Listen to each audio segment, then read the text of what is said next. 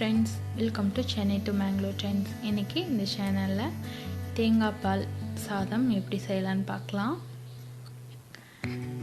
First ஒரு குக்கர்ல தேங்காய் எண்ணெய் 3 டேபிள்ஸ்பூன் ஊத்தி சூடு பண்ணிக்கோங்க. நல்லா எண்ணெய் சூடானதுக்கு அப்புறமா சோம்பு போட்டு தாளிச்சுக்கலாம்.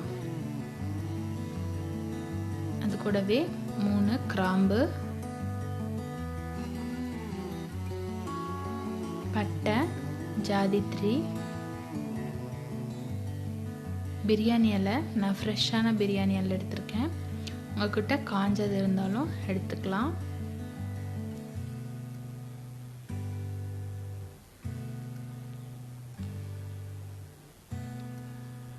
மூணு பச்சை மிளகாய் கட் பண்ணி சேர்த்துக்கோங்க.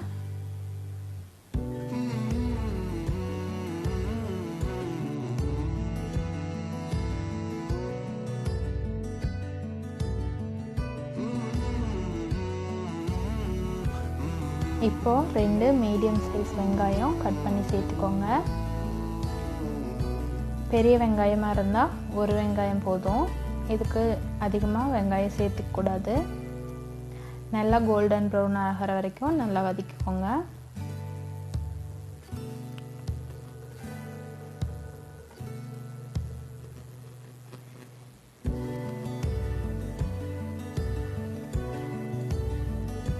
இப்போ வெங்காயம் நல்லா வதங்கிடுச்சு. 2 ஸ்பூன் இஞ்சி பூண்டு பேஸ்ட்டு சேர்த்துக்கலாம். இஞ்சி பூண்டு பேஸ்ட்டு பச்சை வாசனை போகிற அளவுக்கு வதக்கி எடுத்துக்கோங்க.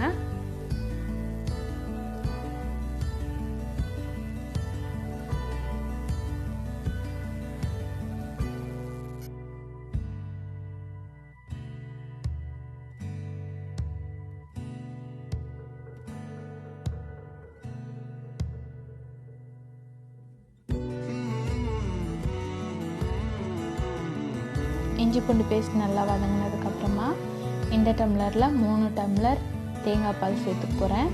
இந்த டம்ளரில் 2 டம்ளர் சீரக சம்பா அரிசி எடுத்திருக்கேன். 1 டம்ளருக்கு 1.5 டம்ளர் தேங்காய் பால்.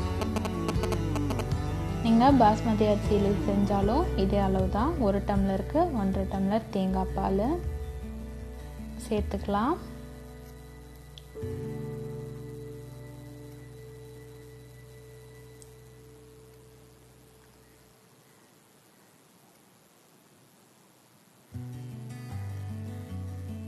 இப்போ இதில் தேவையான அளவு உப்பு சேர்த்து நல்லா கலந்து விட்டுக்கலாம்.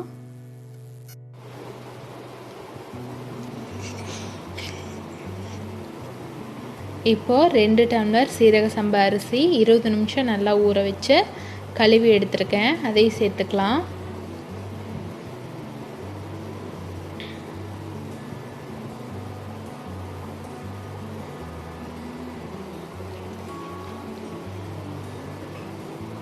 இப்போ இதில் கொத்தமல்லி 1 கைப்பிடி அளவு, புதினா இலை 1 கைப்பிடி அளவு சேர்த்துக்கலாம். இந்த ஸ்டேஜில் சேர்த்தா தான் அதோட ஃப்ளேவர் நல்லா இருக்கும். இப்போ நல்லா கலந்து விட்டுட்டு உப்பு செக் பண்ணிக்கலாம்.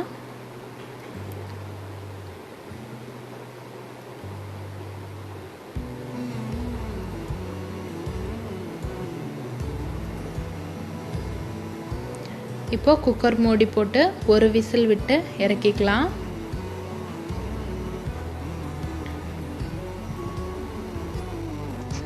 இப்போ 1 விசில் வந்துருச்சு. நான் குக்கரை இறக்கிட்டேன். பாருங்கள் எவ்வளோ உதிரி உதிரியாக சூப்பராக வந்திருக்குன்னு.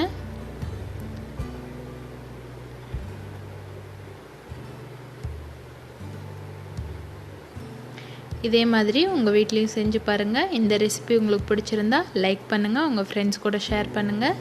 நீங்கள் இன்னும் இந்த சேனலில் சப்ஸ்கிரைப் பண்ணலைன்னா சப்ஸ்கிரைப் பண்ணிக்கோங்க. கூடவே பெல் பட்டனையும் கிளிக் பண்ணிக்கோங்க. தேங்க்யூ ஃபார் வாட்சிங்.